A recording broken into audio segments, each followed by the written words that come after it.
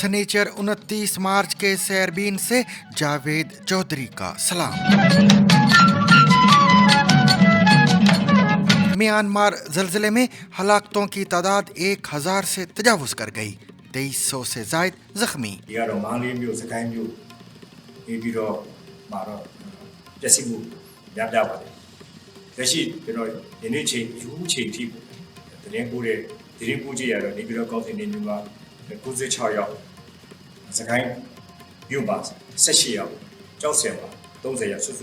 Doctor Marang और BYC रहनुमाओं की गिरफ्तारी के खिलाफ निकाले गए लॉन्ग मार्च को कोयटा की हदूद में दाखिल नहीं होने दिया गया। तो खुजार से आगे दो और जगह पे उन्होंने जो बड़े ट्रॉलर होते कंटेनर खुद सरकार ने आके उनके टायर बस्ट करके उनके जो ड्राइवर हैं उनको अपनी गाड़ियों में साथ बिठा के चाबियां लेके उनको भी मिसिंग कर दिया। क्या हार्ड स्टेट ही बलूचिस्तान के मसले का हल है? बलूचिस्तान में दहशतगर्दी के बाद आर्मी चीफ का कौमी सलामती कमेटी में अहम बयान। पाकिस्तान को हार्ड स्टेट बनने की ज़रूरत है। ये सब 11 मार्च की वजह से हुआ, जब बलोच लिबरेशन आर्मी BLA ने बलूचिस्तान से चलने वाली ट्रेन जाफर एक्सप्रेस को रोककर मुसाफिरों को यरगमाल बना लिया, जिनमें अक्सरियत नीम फौजी एहलकारों की थी। राना लाइट बंद कर दे, इस एक जुमले की बदौलत फैसल आबाद पुलिस गैंग रेप के मुलजिम तक कैसे पहुंची? इसमें मेन मुलजिम अली शेर है, जो कि वहीं नज़दीकी एक आबादी का रहने वाला है।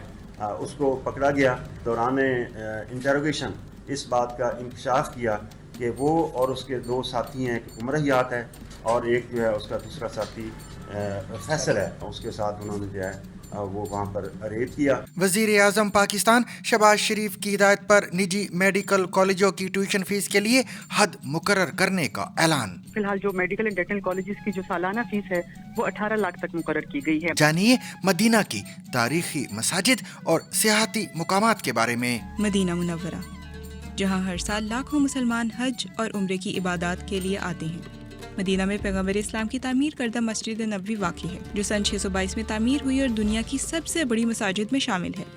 मदीना में कई और तारीखी मसाजिद और सियाहती मकामात हैं जो देखने वालों को मसहूर कर देते हैं। आइए इनमें से चंद पर नजर डालते हैं। मिलिए 3 साल की माहिर हेयर स्टाइलिस्ट बच्ची से।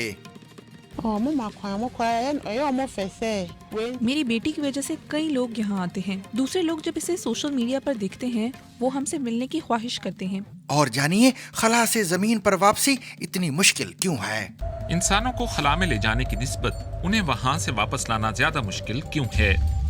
ऐसा कहा तो नहीं जा सकता, क्योंकि खला में जाने और वापस आने दोनों के साथ बहुत मुख्तलिफ चैलेंजेस और खतरात जुड़े होते हैं। न्यूजीलैंड की पाकिस्तान को पहले वनडे में 73 रन से शिकस्त। सारिफ का कहना है कि लाहौर में पैदा होने वाले अब्बास ने टैलेंट का मुजाहरा पाकिस्तान ही के खिलाफ किया।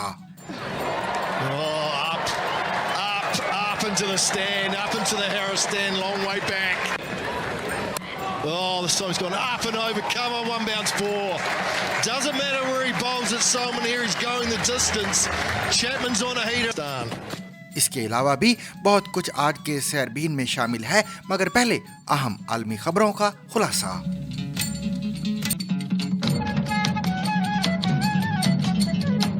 जुमे के रोज म्यांमार में आने वाले ताकतवर जल्जले को तकरीबन 24 घंटे से जायद गुजर चुके हैं। जल्जला इतना शदीद था कि इसके असरात पड़ोसी मुल्क थाईलैंड तक महसूस किए गए। गुज़िश्ता रोज़ जल्जले के बाद म्यांमार की फौजी हुकूमत की जानिब से अमवात और जख्मियों की तादाद बहुत कम बताई गई थी, जिसमें आज ड्रामाई इजाफा देखने में आया है।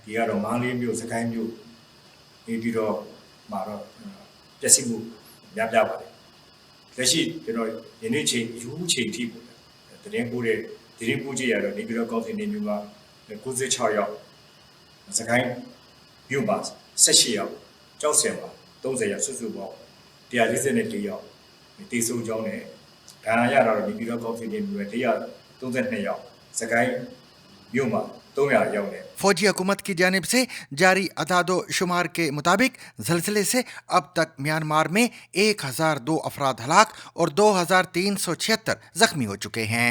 ज़्यादातर हलाकतें म्यांमार के दूसरे सबसे बड़े शहर मैंडले में हुई हैं, जो जलजिले के मरकज़ के करीब वाक़ है, जहां अभी भी इमदादी कार्रवाइयाँ जारी हैं। मैंडले में काम कर रही एक रेस्क्यू टीम का कहना है कि वो अपने हाथों की मदद से खोद कर लोगों को निकाल रहे हैं।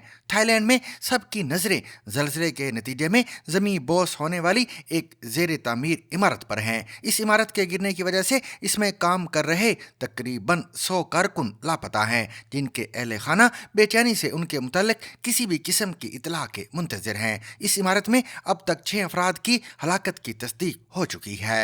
म्यांमार के फौजी रहनुमाओं ने बैनुल-अक़वामी इमदाद के लिए एक गैर मामूली अपील जारी की है। इसके बाद म्यांमार के पड़ोसी ममालिक चीन और भारत इमदाद भेजने वाले पहले ममालिक में शामिल हो गए हैं। The shaking was really intense. For a split second, I did think, should I go under the table? But then I thought maybe not. I'll just take everything and run down the stairs, which is what I did. I was sitting in an apartment that I rented. I just had lunch, and suddenly everything started moving around, and I was looking what was happening first. I had no idea. Pakistan में doctor Marang Bloch और Bloch यकजहती committee यानी BYC की दीगर खवातीन रहनुमाओं और कारकुनों की गिरफ्तारी के खिलाफ बलोचिस्तान नेशनल पार्टी के सरबराह सरदार अख्तर मैंगल की क़यादत में निकाले जाने वाले लॉन्ग मार्च को ज़िला कोयटा की हदूद में दाखिल नहीं होने दिया गया है। इंतज़ामिया की जानिब से ज़िला मस्तूंग की हदूद में लक पास को कंटेनर लगाकर बंद करने और कोयटा आने वाले दीगर रास्तों पर खंदके खोदने के बाइस लॉन्ग मार्च के शुरुका ने रात गए कोयटा कराची और कोयटा तफ्तान शाहराह के संगम पर धरना दिया। दूसरी जानिब लकपास की कोयटा वाली साइड पर लोगों को मुंतशिर करने के लिए पुलिस की जानिब से आंसू गैस की शेलिंग की गई। इन शाहराहों पर धरने और लॉन्ग मार्च के शुरुका की बड़ी तादाद में मौजूदगी के बाइस दोनों अहम शाहराहों पर ट्रैफिक मुअत्तल है। बलूचिस्तान नेशनल पार्टी के सरबराह सरदार अख्तर मैंगल ने बताया कि लॉन्ग मार्च की मंजिल कोयटा है, ताहम हुकूमत इन्हें आगे जाने नहीं दे रही। माशाअल्लाह था, ये भी माशाअल्लाह है। वो मुशर्रफ का माशाअल्लाह था, ये अन्नू का माशाअल्लाह है। लाखों बच्चों को तुम लोगों ने यतीम किया, तो इस तरह के मुर्गी के जूसे तुम लोग ना ग्वादर से, ना वट से, ना टेराबुक्ति से पैदा नहीं करते। इनको पैदा कर सकते हो तो क्या हमें तुमसे नफरत करने का भी हक नहीं? उनका ये भी कहना था कि फिलहाल पुरअमन लॉन्ग मार्च की राह में रुकावटें डालने के खिलाफ शुरका ने मस्तूंग की जानिब कोचलतन के दामन में धरना दे दिया है। अख्तर मैंगल का कहना है कि अगर हुकूमत ने रास्ते नहीं खोले तो वो आज लॉन्ग मार्च के आइंदा के लाए अमल का ऐलान करेंगे। गुज़िश्ता शब लक पास टनल की कोयटा वाली साइड से लॉन्ग मार्च के शुरका के इस्तकबाल के लिए जाने वालों को इजाज़त ना मिलने के खिलाफ लोगों ने मुश्तइल होकर पुलिस की गाड़ियों पर पथराव किया, जबकि पुलिस और दीगर सिक्योरिटी एहलकारों की जानिब से लोगों को मुंतशिर करने के लिए आंसू गैस की शेलिंग की गई। बलूचिस्तान नेशनल पार्टी के मरकजी रहनुमा सना बलोच ने फ़ोन पर ZBC को बताया कि पुरअमन लोगों पर ताकत का इस्तेमाल करके हुकूमत हालात को मज़ीद ख़राब करना चाहती है। बलूचिस्तान में जाफर एक्सप्रेस पर हमले के बाद army chief general Asim Munir ने कौमी सलामती कमेटी में अपने खिताब में कहा था कि पाकिस्तान को हार्ड स्टेट बनने की ज़रूरत है। इससे पहले DGISPR ने कहा था कि जाफर एक्सप्रेस की हाईजैकिंग के नतीजे में रूल्स ऑफ द गेम बदल गए हैं। इन दोनों बयानात का बलूचिस्तान के लिए आखिर मतलब क्या है? सैरबीन का यही आज बड़ा मौजू है। इस बारे में मज़ीद जानिए खालिद करामत से। बलूचिस्तान में दहशतगर्दी के बाद आर्मी चीफ का कौमी सलामती कमेटी में अहम बयान, पाकिस्तान को हार्ड स्टेट बनने की ज़रूरत है। इससे पहले DGISPR ने कहा कि जाफर एक्सप्रेस की हाईजैकिंग के नतीजे में रूल्स ऑफ द गेम बदल गए हैं। ये सब 11 मार्च की वजह से हुआ, जब बलोच लिबरेशन आर्मी BLA ने बलूचिस्तान से चलने वाली ट्रेन जाफर एक्सप्रेस को रोककर मुसाफिरों को यरगमाल बना लिया, जिनमें अक्सरियत नीम फौजी एहलकारों की थी। इसके बाद पाकिस्तानी फौज ने क्लियरेंस ऑपरेशन में 300 हॉस्टेजेस को बाजियाब करवाने और मौके पर موجود 33 عسکریت پسندوں کو ہلاک کرنے کا دعویٰ کیا، جبکہ BLA نے اپنے حملے کو کامیاب قرار دیتے ہوئے درجنوں فوجی اہلکاروں کو ہلاک کرنے کا دعویٰ کیا۔ پاکستان کا الزام ہے کہ اس سب کے پیچھے افغانستان اور انڈیا ہے۔ افغان انٹیلیجنس سروس NDS کے ایک سابق اہلکار نے BBC کو دیے گئے خصوصی انٹرویو میں بلوچستان کے بارے میں اہم انکشافات کیے ہیں۔ تو اب بلوچستان میں کیا ہونے جا رہا ہے؟ آج پروگرام میں 2 سوالوں کے جواب ڈھونڈنے کی کوشش کریں گے کہ یہ ہارڈ اسٹیٹ بننے کا کیا مطلب ہے اور رولز آف دا گیم تبدیل ہونے سے کیا مراد ہے۔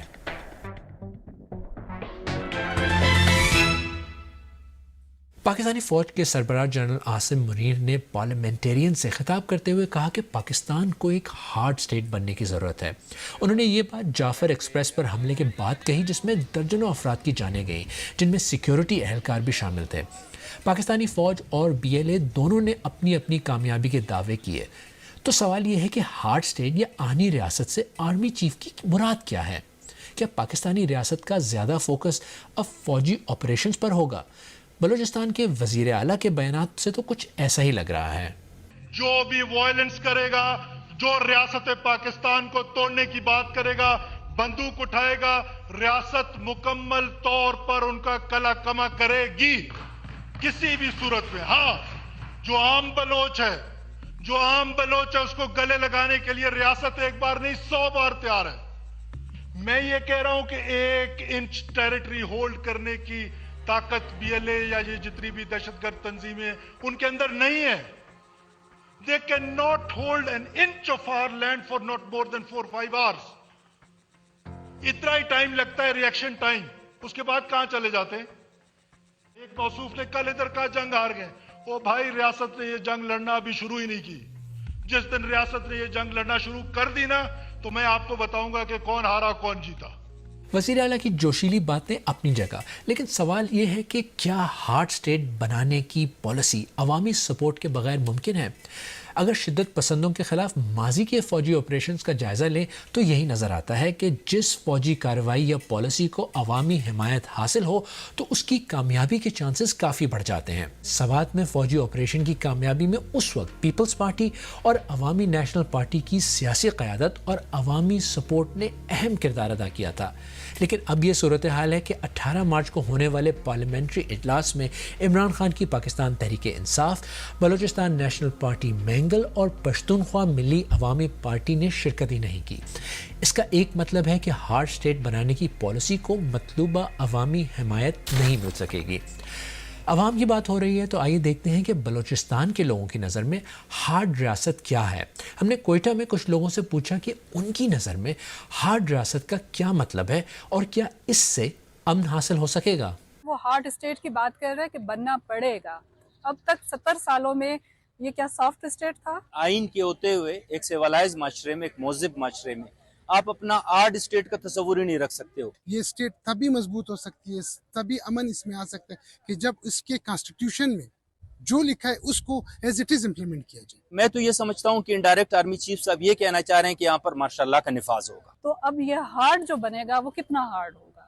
اس میں ہمیں پارلیمنٹ میں جو موجود لوگ ہیں وہ ان کو یہ سوال رکھنا چاہیے، بلکہ اس کی جو ہے مخالفت کرنی چاہیے۔ پاکستان آج بھی پشتون کے لیے، بلوچ کے لیے، سندھی کے لیے اور ملک کے تمام جو محکوم اقوام ہے، معروم طبقات ہیں، ان کے لیے ایک استعماری ریاست ہے، ایک ہارڈ اسٹیٹ ہے اور ایک قید خانہ ہے۔ ہر شہری کو اپنی بنیادی حقوق مل جائے تو کیا کوئی ایسا پاگل ہوگا کہ وہ وائلیشن کا یا تشدد کا راستہ اپنائے گا؟ تو چاہیے یہ تھا کہ جتنے بھی مسنگ پرسن تھے ان کو جو ہے یہ جو ہے بازیاب کرتے، ان کو رہا کرتے، ایک جو ہے اعتماد کا جو ہے فضا جو ہے یہاں پہ قائم ہوتا۔ آپ یہاں پہ جو جینین سیاسی قیادت ہے، جن کا تعلق عوام سے ہے، آپ ان کے ساتھ بیٹھیں، ان کو جو ہے آپ سنیں، ان کے تھرو جو ہے مسائل کا حل کر سکتے ہیں۔ لہٰذا ہم سمجھتے ہیں کہ اس ملک کو ایک فلاحی ریاست بنانے کی ضرورت ہے۔ اس کو ملٹری اسٹیٹ بنانے کے بجائے اس کو عوامی اور جمہوری اسٹیٹ بنانا بہت ضروری ہے۔ اچھا، ہارڈ اسٹیٹ کا ایک پہلو یہ بھی نظر آ رہا ہے کہ بلوچستان کا وہ طبقہ جو ریاست سے خوش نہیں لیکن علیحدگی پسندی اور ہتھیار اٹھانے کے بجائے پرامن احتجاج کر رہا ہے۔ ان کے ساتھ بھی سختی ہی کی جا رہی ہے. اس کی مثال سمی بلوچ، مہرنگ بلوچ اور کئی دوسری خواتین ایکٹیوسٹ ہیں جن کو حراست میں لیا گیا. ماضی میں بھی پرامن احتجاج اور سیاست کرنے والے کئی بلوچ رہنماؤں کے ساتھ سختی برتی گئی اور انہیں سیاست سے دور کرنے کی کوششیں ہوئیں. تو اس سب میں بلوچستان کی پولیٹیکل لیڈرشپ کہاں کھڑی ہے؟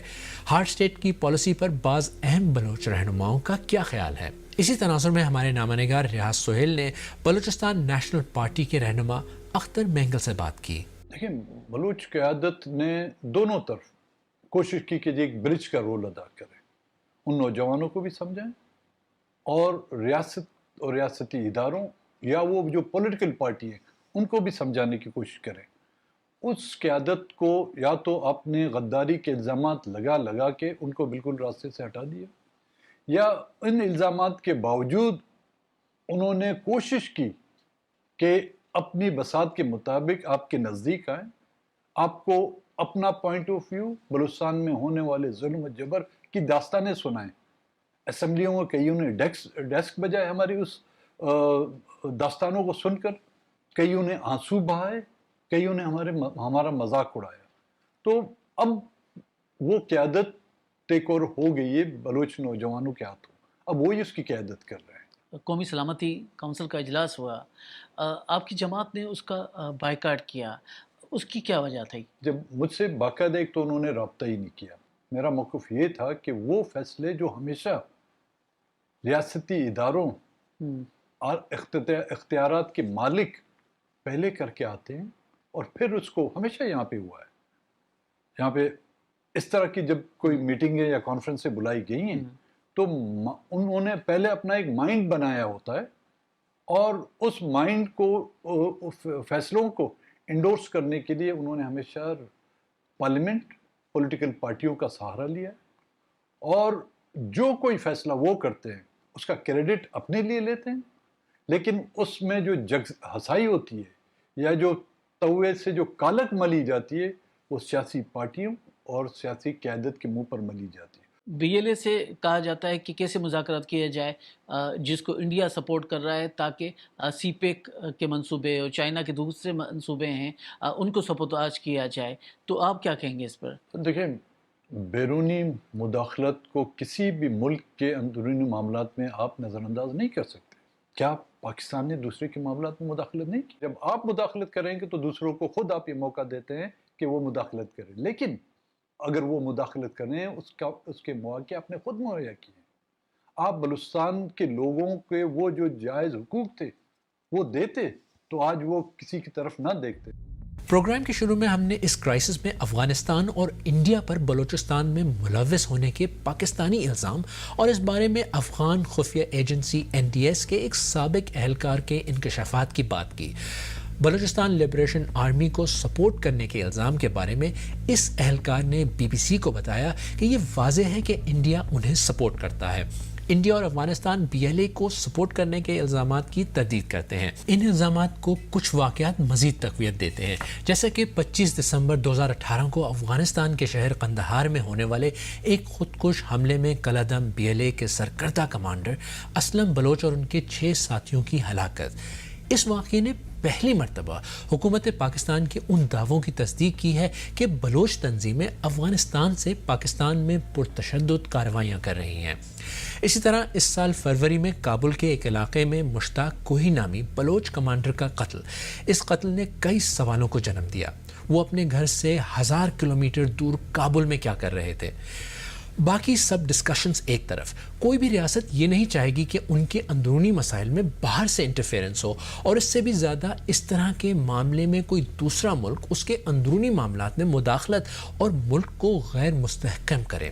تو کیا پاکستانی فوج کے ترجمان نے جعفر ایکسپریس حملے کے بعد رولز آف دا گیم تبدیل ہونے کی بات اسی تناظر میں کہی ہے؟ یہی سوال میں نے پوچھا یہاں برطانیہ کی کیمبرج یونیورسٹی میں PhD کرنے والے رفیع اللہ کاکڑ سے، جو بلوچستان کی صوبائی حکومتوں کے ساتھ کنسلٹنٹ کے طور پر بھی کام کر چکے ہیں. دیکھیں، فوجی آپریشن ہمارے نزدیک تو جب ہم دیکھتے ہیں 2004-05 سے فوجی آپریشن ہی ہو رہا ہے، اور اگر کسی وقت کوئی ایسا فیصلہ ہو جس میں ایک براڈر حکمت عملی ہو، جس میں سیاسی ڈائلاگ، مذاکرات جو دیرینہ مسائل ہے ان کا حل، مسنگ پرسنز جیسے ایشو کا حل، وسائل پہ کنٹرول، یہ سب انشور کیے جائے. اور اس ڈائیلاگ کا ایک پارٹ یہ، اور اس میں کوئی کائنیٹک میجرز کا آپشن ہو، اس کی تو جسٹیفیکیشن بنتی ہے. لیکن اگر آپ 20 سال سے صرف طاقت کے استعمال اور پولیٹیکل انجینئرنگ پہ ریلائی کر کے اس کو کنٹرول کر رہے ہیں اور اس کا کوئی نتیجہ نہیں نکل رہا، اور وہ دوبارہ آپ دیکھتے ہیں کہ ہم سرکل میں گھوم رہے ہیں، دوبارہ زیرو پہ پہنچ جاتے ہیں، تو دوبارہ وہی ٹرائیڈ اینڈ ٹیسٹڈ حکمت عملی پھر ٹرائی کرنے سے کوئی فرق نہیں پڑے گا. یہ بتائیں کہ کیا مذاکرات کی تمام کوششیں کی جا چکی ہیں اور اب کیا طاقت کا ہی استعمال جو ہے آخری راستہ ہے؟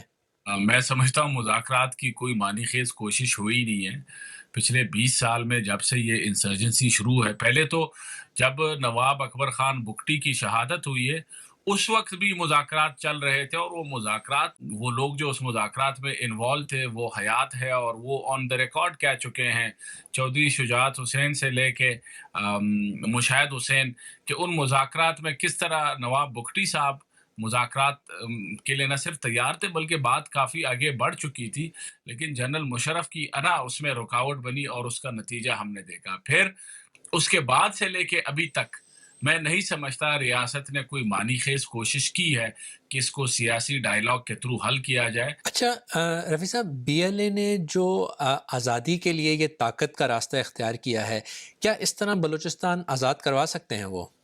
جی دیکھیں، یہ تو اس پہ کوئی حتمی بات کرنا بڑا مشکل ہے. اصل بات یہ ہے کہ اس وقت بلوچستان میں پاکستان بطور قوم ہم اور پاکستان بطور ریاست دل و دماغ کی جنگ آلریڈی ہار چکا ہے. اچھا، پاکستانی ریاست نے اب اگر یہ فیصلہ کر لیا ہے کہ وہ معاملے کو ڈیل کرنے کے لیے ایک ہارڈ سٹیٹ بنے گی، تو سب سے پہلے تو بی ایل اے ٹارگٹ پر ہے. لیکن سچویشن یہ ہے کہ پچھلے کچھ عرصے سے پی ایل اے دھڑلے سے کبھی بلوچستان کے کسی علاقے پر کنٹرول حاصل کر لیتی ہے تو کبھی کہیں حملہ کر دیتی ہے. ایک ایسا صوبہ جہاں پہلے ہی بڑے پیمانے پر فوج موجود ہے، وہاں اگر حالات کنٹرول میں نہیں تو بی ایل اے جیسی تنظیم کے خلاف کسی بھی قسم کی مزید کارروائی یا آپریشن کا دائرہ بڑھانا کتنا مشکل ہے، اور اس میں سیکیورٹی اداروں کے لیے کس طرح کے چیلنجز ہیں. بلوچستان میں یہ 5ویں انسرجنسی ہے، اور اس انسرجنسی اور باقیوں میں ایک بڑا واضح فرق یہ ہے کہ یہ انسرجنسی کسی ایک خاص علاقے یا کسی خاص قبیلے کے ساتھ وابستہ نہیں ہے. اب جو انسرجنسی ہے اس کی یونیک بات یہ ہے کہ یہ ایک پاپولر انسرجنسی ہے جس کی سپورٹ کسی خاص علاقے میں کنسنٹریٹڈ ہونے کی بجائے یہ سکیٹرڈ ہے، اور اس میں اس کا ایک اربن نیچر بھی ہے، اس کی اربن ایریاز میں فالوورز اور سپورٹرز ہے، جس کی وجہ سے میرے خیال سے جو آپ کے ٹریڈیشنل کاؤنٹر انسرجنسی ٹیکٹکس اور میجرز ہے وہ یہاں پہ اپلائی کرنا بڑا مشکل ہوگا.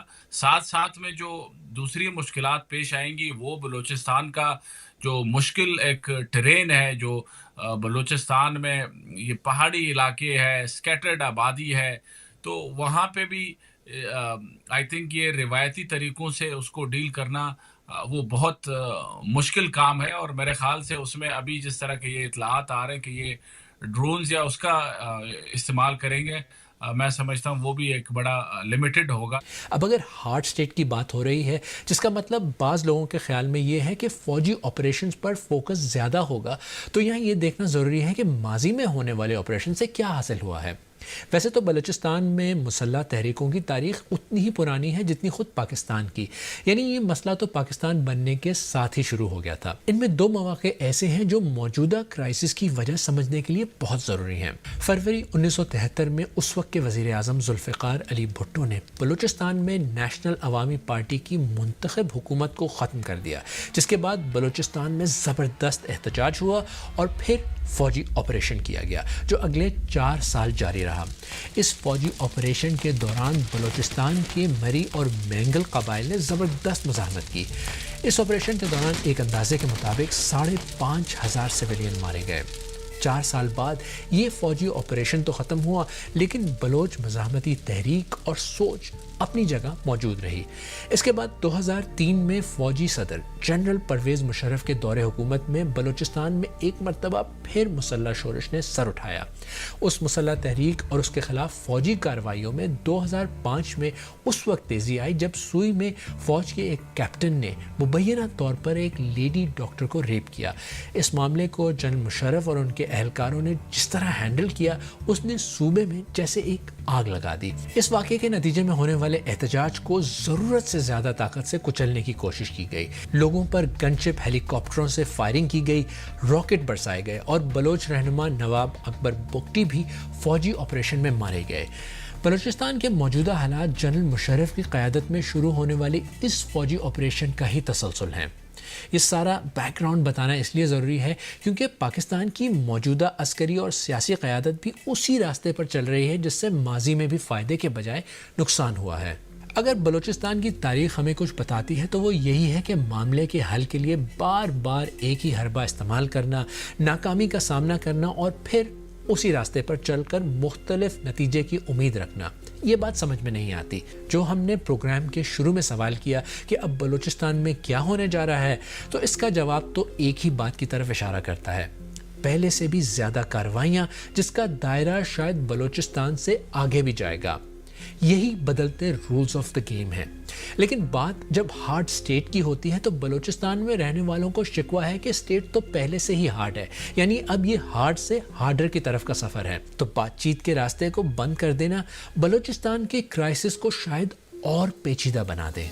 पाकिस्तान के ही सूबा खैबर पख्तूनख्वा के ज़िला जनूबी वज़ीरिस्तान में कार खैल वेलफेयर ऑर्गेनाइजेशन के नायब सदर डॉक्टर हुसैन अहमद को नामालूम अफराद ने फायरिंग करके कत्ल कर दिया है। डॉक्टर हुसैन अहमद को अफ्तारी से कुछ देर कबल नामालूम अफराद ने गोलियों का निशाना बनाया है। ज़िले पुलिस अफसर लोअर वज़ीरिस्तान आसिफ बहादुर ने इस वाक़े की तस्दीक करते हुए कहा है कि हमला आवरों की गिरफ्तारी के लिए कोशिशें जारी हैं। डॉक्टर हुसैन अहमद वजीर एक मुकामी समाजी तंजीम के सरबराह थे। डॉक्टर हुसैन ने कार खैल कौम के लिए बेशुमार खिदमात अंजाम दी हैं। वो इलाके में तालीमी तरक्की, सेहत की सहूलियात की बेहतरी और समाजी फलाह बहबूद के लिए हमेशा सरगर्म रहे। उनके कत्ल पर कार खैल कौम समेत पूरे इलाके में शोक की फजा है और लोगों ने उनके कत्ल की शदीद मजम्मत की है। पाकिस्तान के सूबे पंजाब के शहर फैसल आबाद में एक शादीशुदा खातून को मुबैना तौर पर गैंग रेप का निशाना बनाने के वाक़े में मुलव्वस मरकजी मुलजिम को पुलिस ने गिरफ्तार कर लिया है। पुलिस के मुताबिक इब्तिदाई तफ्तीश के दौरान मुलजिम से मिलने वाली मालूमात के बाद मजीद 2 मुलजमान की तलाश जारी है। इसमें मेन मुलजिम अली शेर है जो कि वहीं नज़दीकी एक आबादी का रहने वाला है। उसको पकड़ा गया। दौरान इंटरोगेशन इस बात का इंकशाफ किया कि वो और उसके 2 साथी हैं, एक उमर हयात है और एक जो है उसका दूसरा साथी फैसल है। उसके साथ उन्होंने जो है वो वहाँ पर रेप किया। Superintendent of police model town division Faisalabad Abid Hussain ने जीबीसी से बात करते हुए बताया कि मुद्दई मुकदमा की तरफ से मिलने वाली मालूमात में मौजूद एक इशारे की मदद से मुलजिम को गिरफ्तार किया गया है। उनका कहना था कि मुद्दई मुकदमा ने बताया कि वो मुलजमान को नहीं जानते थे, ताहम इन्हें इतना याद था कि जब 2 मुसल्लह अफराद का एक तीसरा साथी थोड़ी देर बाद जाए वकूए पर आया तो उन्होंने इसे मुखातिब करते हुए कहा कि राना लाइट बंद कर दे। पुलिस का कहना है कि मुलजिम की इसी उर्फियत राना की मदद से पुलिस उस तक पहुंची और इन्हें जल्द ही गिरफ्तार करने में कामयाब हुई। एसपी आबिद हुसैन ने बीबीसी से बात करते हुए दावा किया कि दौरान तफ्तीश मुलजिम ने खातून को रैप का निशाना बनाने का एतराफ़ कर लिया है। एसपी मॉडल टाउन फैसल आबाद आबिद हुसैन के मुताबिक राना उर्फी नाम का एक नौजवान मुद्दई मुकदमा के करीबी गांव मरियम आबाद का रिहायशी भी था। पुलिस ने शक की बुनियाद पर इसे गिरफ्तार किया तो दौरान तफ्तीश मुलजिम ने खातून को रैप करने का एतराफ़ कर लिया। इसने अपने बाकी 2 साथियों के नाम भी पुलिस को बताए। पुलिस के मुताबिक गिरफ्तार होने वाला मुलजिम खुद रिकॉर्ड याफ्ता नहीं है, ताहम इसके बाकी 2 साथियों में से एक पहले से डकैती और राजनी की वारदातों के लिए पुलिस के रिकॉर्ड पर मौजूद है। पुलिस का कहना है कि बाकी मुलजमान की गिरफ्तारी के लिए भी कोशिशें जारी हैं। वज़ीर आज़म पाकिस्तान शहबाज शरीफ की हिदायत पर तश्कील दी गई कमेटी बराए मेडिकल एजुकेशन रिफॉर्म्स, जिसकी सरबराही नाइब वज़ीर आज़म कर रहे हैं, ने जुमे के रोज़ निजी मेडिकल कॉलेज और डेंटल कॉलेजों की सालाना ट्यूशन फीस MBBS और BDS प्रोग्राम्स के लिए 18 लाख रुपए मुकर्रर की है। कमेटी बराए मेडिकल एजुकेशन रिफॉर्म्स के जुमे के रोज़ होने वाले इजलास में शुरुका का कहना था कि निजी मेडिकल कॉलेज में बढ़ती हुई फीसें आवाम, तुलबा और वालदैन के लिए एक दरीना मसला रही हैं। Pakistan medical and dental council ने पहले भी 4 जून 2022, 10 दिसंबर 2023 और 23 फरवरी 2024 के इजलासों में ये मामला ज़ेर बहस आया था। मजीद बरा 27 फरवरी 2025 को काउंसिल के फैसले के मुताबिक प्रोफेसर डॉक्टर मसूद गोंदल की सरबराही में एक ज़ैली कमेटी तश्कील दी गई, जिसने 3 इजलासों के दौरान निजी इदारों और Pakistan association of medical institutions के नुमाइंदों समेत मुख्तलिफ स्टेक होल्डर से मुशावरत के बाद जामे तज्जिया पेश किया है। तफसीली मालियाती जायजे और ज़ैली कमेटी की सिफारिशात की रोशनी में कमेटी बराए मेडिकल एजुकेशन रिफॉर्म्स ने फैसला किया कि निजी मेडिकल और डेंटल कॉलेजों के लिए सालाना ट्यूशन फीस 18 लाख रुपए मुकर्रर की जाएगी, जबकि सालाना फीस में इजाफा सारिफ कीमत इशारिया की बुनियाद पर किया जाएगा। MBBS के लिए ये फीस 5 साल और BDS के लिए 4 साल तक लागू होगी। इस फीस ढांचे को अवामी सतह पर ऐलान भी किया जाएगा और इसका मुकम्मल निफाज यकीनी बनाया जाएगा ताकि शफाफियत को बरकरार रखा जा सके। ताहम ऐसे इदारे जो अपनी माली ज़रूरियात के पेश नज़र ज़्यादा से ज़्यादा 25 लाख रुपए तक फ़ीस मुकर्रर करना चाहते हैं, उन्हें Pakistan medical and dental council को तफसीली मालियाती जवाज़ पेश करना होगा। फिलहाल जो मेडिकल एंड डेंटल कॉलेजेस की जो सालाना फीस है वो 18 लाख तक मुकर्रर की गई है, लेकिन साथ ही एक मशरूत किस्म की 18 लाख ये रखी गई है कि अगर कुछ ऐसे कॉलेजेस हैं जो अपना जो माली मामलात ऐसे हैं, जो उनका जो स्ट्रक्चर है, अगर वो 25 लाख तक बताते हैं सालाना, तो उनको पहले Pakistan medical and dental commission से इजाज़त लेनी पड़ेगी और उनको सारा अपना जितना जो मालियाती प्लान है वो डिस्कस करना पड़ेगा। सामीन, मदीना सिर्फ मस्जिद नबवी का घर नहीं है, बल्कि यहाँ कई तारीखी मसाजिद और सियाहती मुकामात भी हैं जो इस्लाम की इब्तिदाई तारीख को जिंदा रखे हुए हैं। इस बारे में सुनिए रुबाब बतूल की ये रिपोर्ट। मदीना मुनव्वरा, जहाँ हर साल लाखों मुसलमान हज और उम्रे की इबादत के लिए आते हैं। मदीना में पैगम्बर इस्लाम की तामीर करदा मस्जिद नबवी वाक़ई है, जो सन 622 में तामीर हुई और दुनिया की सबसे बड़ी मसाजिद में शामिल है। मदीना में कई और तारीखी मसाजिद और सियाती मकामात हैं जो देखने वालों को मशहूर कर देते हैं। आइए इनमें से चंद पर नजर डालते हैं। मस्जिद कुबा। मस्जिद नबवी से 3.5 किलोमीटर दूर वाक़ मस्जिद कुबा इस्लाम की पहली मस्जिद है, जिसकी बुनियाद खुद पैगम्बर इस्लाम ने रखी थी। ख्याल किया जाता है कि पैगम्बर इस्लाम ने मदीना आने से कबल यहाँ 4 दिन गुजारे थे और मुसलमानों का ईमान है कि इस मस्जिद में नमाज पढ़ने की नीयत से जाने का सवाब एक उम्रे के बराबर है। हिजाज रेलवे और मदाइन सौले। हिजाज रेलवे सन 1900 में तामीर हुई और 1908 से 1916 तक काम करती रही। ये दमिश्क को मदीने से जोड़ती है। हिजाज रेलवे स्टेशन के करीब मदाइन सौले या अल हिजर किला का मकाम यूनेस्को के आलमी आसारी कदीमा की फहरिस्त में शामिल है। यहाँ नबती सल्तनत की बाकियात, 111 मकबरे और कदीम मुसव्वरी के आसार हैं। मस्जिद किबलतैन। मदीना मुनव्वरा में वाक़ई इस मस्जिद के बारे में कहा जाता है कि 2 हिजरी के दौरान इसी मस्जिद में नमाज के दौरान तब्दील किबला का हुक्म मिला था। पैगम्बर इस्लाम और सहाबा ने यरूशलेम के बजाय मक्का की तरफ रुख किया, इसलिए इसे मस्जिद किबलतैन यानी 2 किबलों वाली मस्जिद कहा जाता है। मस्जिद अली।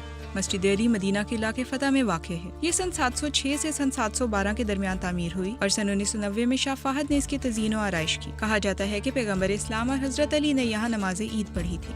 जन्नतुल बकी। जन्नतुल बकी मदीना का सबसे कदीम इस्लामी कब्रिस्तान है, जहाँ असहाब, अहले बैत और दीगर शख्सियात मदफून हैं। ये मस्जिद नबवी की मशरिकी समत में वाक़ई है और यहाँ 3 दाखिली दरवाजे हैं। मस्जिद नबवी की आखिरी तोसी में कब्रिस्तान और मस्जिद के दरमियान मकानात मुनहदिम किए गए।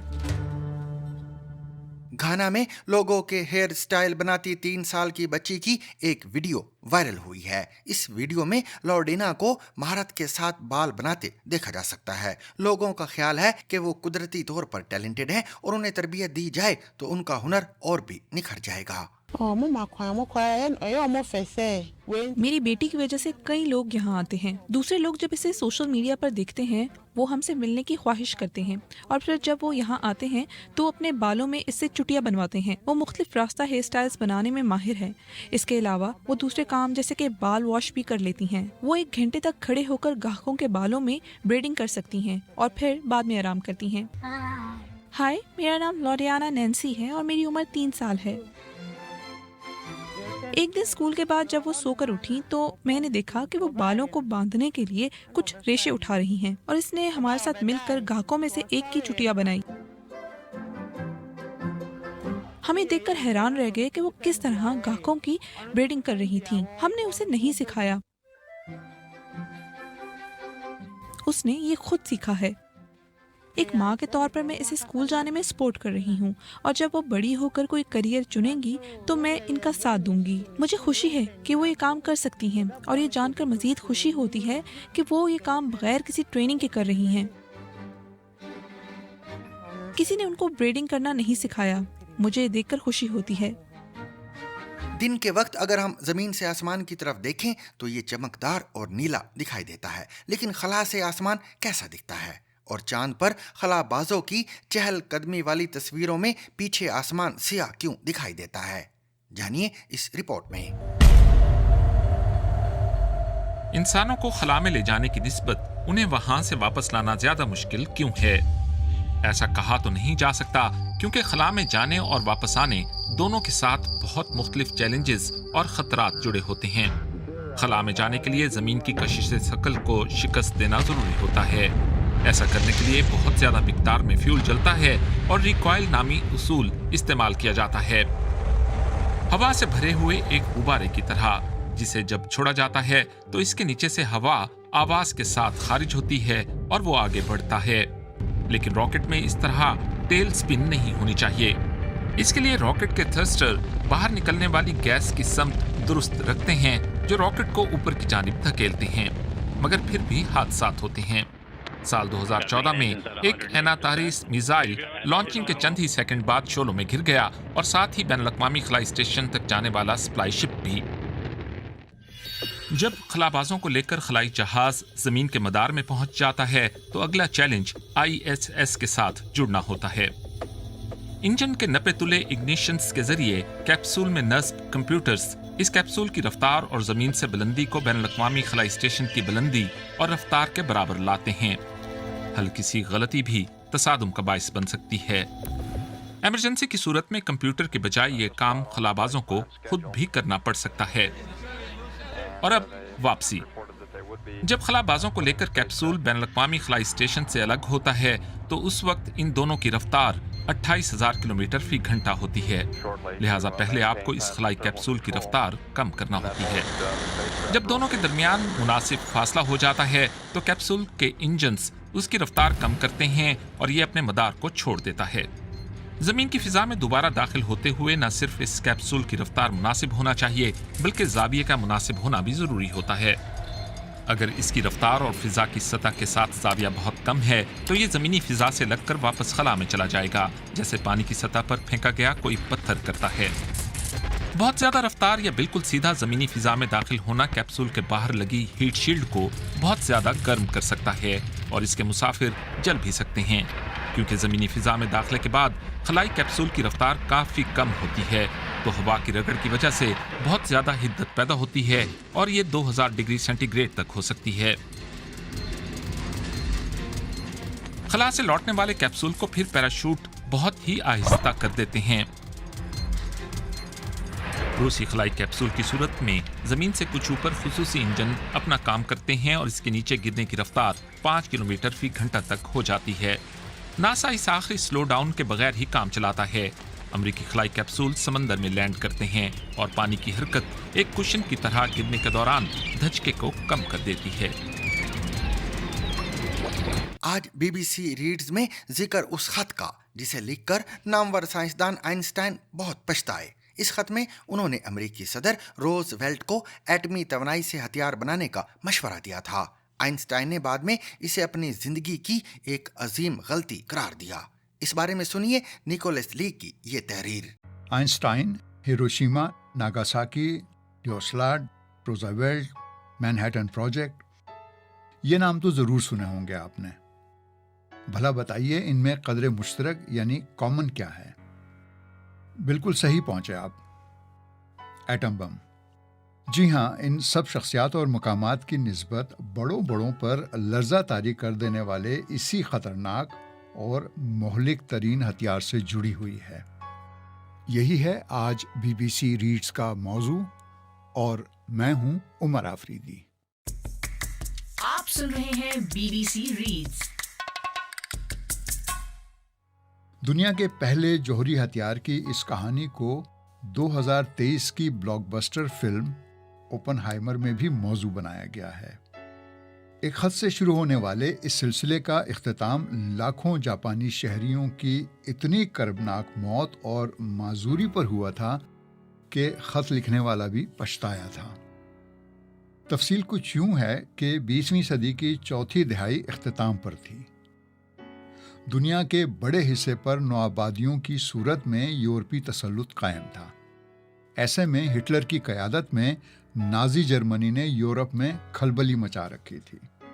مشہور سائنسداں البرٹ آئنسٹائن مادے اور توانائی کے بارے میں اپنی مشہور مساوات توانائی برابر ہے مادے کی مقدار ضرب روشنی کی رفتار کا مربع یعنی E=mc² پیش کر کے توانائی کے اس ناقابل یقین منبع کے لیے نظریاتی بنیاد کئی سال پہلے رکھ چکے تھے۔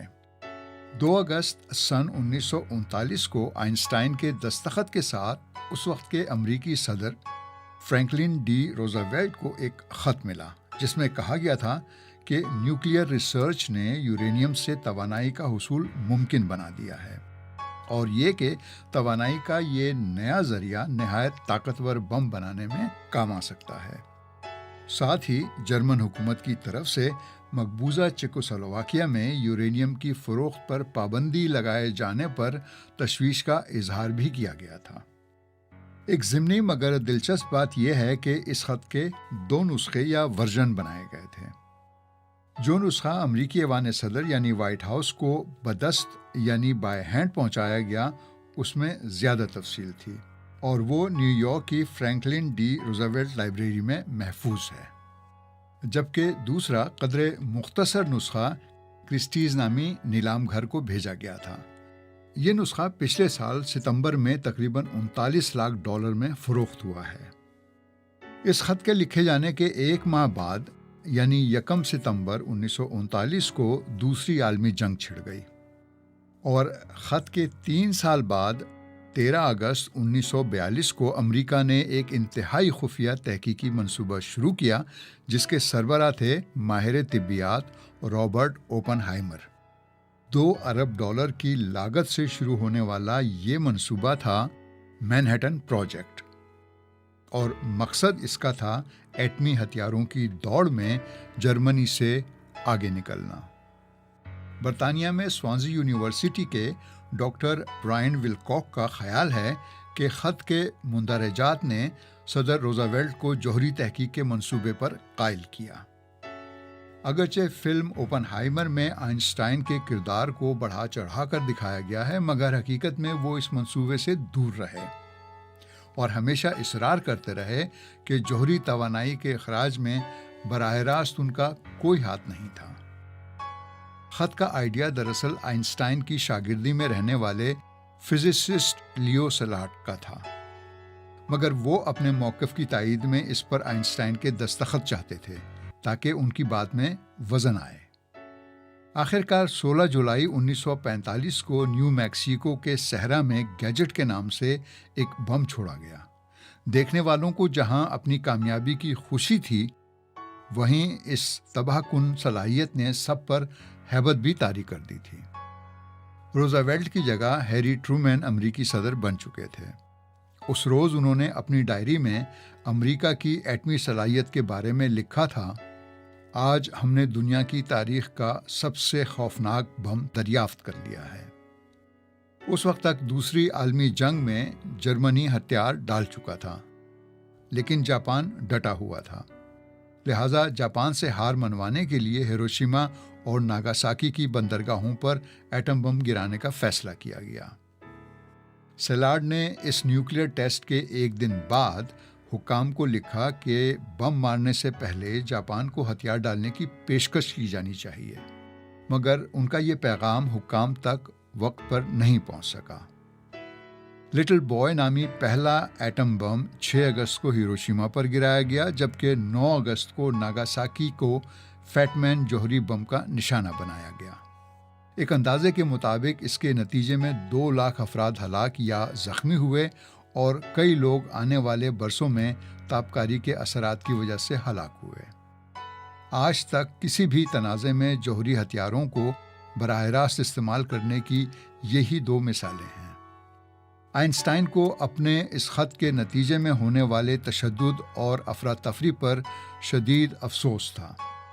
انہوں نے ایک بار نوبیل انعام یافتہ سائنسداں لینس پولنگ سے کہا تھا کہ صدر روزویلٹ کو خط لکھنا ان کی زندگی کی سب سے بڑی غلطی تھی۔ آئنسٹائن نے اپنی بقیہ زندگی تخفیف جوہری اسلحہ مہم میں صرف کی۔ پاکستان اور نیوزی لینڈ کے درمیان 3 میچوں پر مشتمل ون ڈے سیریز کے پہلے میچ میں نیوزی لینڈ نے پاکستان کو 73 رنز سے شکست دے کر سیریز میں 1-0 کی برتری حاصل کر لی ہے۔ نیوزی لینڈ کے شہر نیپیئر میں کھیلے جانے والے میچ میں پاکستان کرکٹ ٹیم کے کپتان محمد رضوان نے ٹاس جیت کر نیوزی لینڈ کو پہلے بیٹنگ کی دعوت دی۔ نیوزی لینڈ نے مقررہ 50 اوورز میں 9 وکٹوں کے نقصان پر 344 رنز بنائے۔ نیوزی لینڈ کی جانب سے مارک چیپمین نے سنچری سکور کی۔ انہوں نے 111 گیندوں پر 132 رنز بنائے۔ نیوزی لینڈ کی جانب سے ون ڈے میں ڈیبیو کرنے والے پاکستانی نیاد بلے باز محمد ارسلان عباس نے 26 گیندوں پر 52 رنز بنائے، جس میں 3 چھکے اور 3 چوکے بھی شامل تھے۔ پاکستان کی جانب سے عرفان خان نے 5 اوورز میں 51 رنز کے عوض 3 وکٹیں حاصل کی، جبکہ حارث رؤوف اور عاقف جاوید نے 2 کھلاڑیوں کو آؤٹ کیا۔ مارک چیپمین اپنی شاندار سنچری کے لیے پلیئر آف دی میچ بھی قرار پائے۔ خیال رہے کہ اس سے قبل دونوں ممالک کے مابین نیوزی لینڈ میں کھیلی جانے والی 5 T20 میچز کی سیریز نیوزی لینڈ نے 4-1 سے اپنے نام کر لی تھی۔ نیوزی لینڈ کی جانب سے سب سے زیادہ رنز تو مارک چیمپئن نے بنائے، لیکن سوشل میڈیا پر چرچے اپنا ون ڈے ڈیبیو کرنے والے محمد عباس کے ہیں۔ محمد ارسلان عباس نے دھویں دار بیٹنگ کا مظاہرہ کرتے ہوئے 26 گیندوں پر 52 رنز بنائے، جس میں 3 چھکے اور 3 چوکے بھی شامل تھے۔ اپنا پہلا ون ڈے کھیلنے والے 21 سالہ محمد ارسلان عباس 2003 میں پاکستان کے شہر لاہور میں پیدا ہوئے۔ ان کے والد اظہر عباس بھی فرسٹ کلاس کرکٹر رہ چکے ہیں، جنہوں نے پاکستان اور نیوزی لینڈ دونوں ملکوں میں فرسٹ کلاس کرکٹ کھیلی ہے۔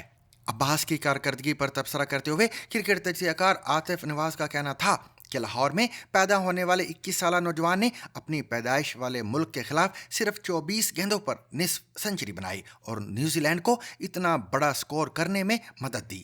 میچ کے بعد اپنی اننگز کے بارے میں بات کرتے ہوئے عباس کا کہنا تھا کہ یہ بہت خاص تھا، میں ابھی اپنے جذبات لفظوں میں بیان نہیں کر سکتا۔ ان کا کہنا تھا کہ جب میں کھیلنے کے لیے میدان میں آیا تو مجھے شائقین کی تالیوں کی آوازیں آ رہی تھیں اور میں صرف اپنے والد کی محنت کے بارے میں سوچ رہا تھا۔ محمد عباس جو ہیں وہ پہلا میچ کھیل رہے ہیں کیریئر کا، تو میری کوئی خاص توقعات نہیں ہے۔ میں صرف یہ چاہتا ہوں کہ وہ اپنی ٹیم کے لیے پرفارمنس کریں اور جو بھی اس کی ٹیم کی پرفارمنس ہو اس میں ان کا کنٹریبیوشن ہو، چاہے وہ بیٹ کے ساتھ ہو، بال کے ساتھ ہو یا فیلڈنگ میں کچھ کریں۔ لیکن میری امید یہی ہے کہ انشاءاللہ وہ کنٹریبیوٹ بھی کریں گے اور اچھی پرفارمنس کرنے کی پوری کوشش کریں گے۔ اس کے ساتھ ہی سیربین کا وقت ختم ہوا، مگر اجازت لینے سے پہلے اب تک کی اہم خبریں۔ ڈاکٹر ماہرنگ بلوچ اور سمیع بلوچ سمیت بلوچ یکجہتی کمیٹی کے گرفتار خواتین رہنماؤں اور کارکنوں کی رہائی کے لیے دیے جانے والے دھرنے کے قریب خود کش دھماکہ ہوا ہے۔ حکومت بلوچستان کے ترجمان شاہد رند نے اس کی تصدیق کرتے ہوئے بتایا کہ اس میں کوئی جانی نقصان نہیں ہوا۔ بلوچستان نیشنل پارٹی کے سربراہ سردار اختر مینگل نے بتایا کہ روکے جانے کے باعث خود کش حملہ آور نے اپنے آپ کو دھرنے سے 400 گز کے فاصلے پر اڑا دیا۔ یہ خود کش دھماکہ ضلع کوئٹہ سے متصل ضلع مستونگ کی حدود میں ہوا ہے۔ دھماکے کے حوالے سے میڈیا کے نمائندوں سے بات کرتے ہوئے سردار اختر مینگل نے کہا کہ ہمیں کسی تنظیم سے کوئی خطرہ نہیں ہے، ہمیں اگر کسی سے خطرہ ہے تو وہ سرکار سے ہے۔ سندھ کے وزیر اعلیٰ مراد علی شاہ نے دعویٰ کیا ہے کہ صدر آصف علی زرداری کسی بھی صوبائی منصوبے کی منظوری نہیں دے سکتے۔ چولستان کینال سمیت 6 کینال کی منظوری کے منٹس غلط جاری کیے گئے ہیں۔ پاکستانی فوج کے زیر انتظام SIFC کی ٹیم نے صدر پاکستان آصف علی زرداری سے ملاقات کی تھی۔ اس میٹنگ کے منٹس جو حکومت سندھ کو بھیجے گئے تھے ان میں بتایا گیا کہ 8 جولائی 2024 کو صدر پاکستان آصف علی زرداری کو گرین انیشیٹو کی جانب سے بریفنگ دی گئی، جس میں تھر کینال، رینی کینال، کچھی کینال، چشمہ right bank canal, Cholistan canal اور تھر گریٹر کینال اور اسٹریٹجک کینال قرار دیتے ہوئے کہا گیا تھا کہ ان کی تعمیر ایک ساتھ ضروری ہے۔ मंगोलिया के सहराए गोबी में साइंसदानों ने 2 पंजों वाले डायनासोर की एक गैर मामूली किस्म की दरियाफ्त की है। सब्जी खोर डायनासोरों का ये गिरोह इब्तिदा में एशिया और शुमाली अमेरिका में रहता था। ये दौर 145 मिलियन साल पहले शुरू हुआ था और 66 मिलियन साल पहले खत्म हुआ था।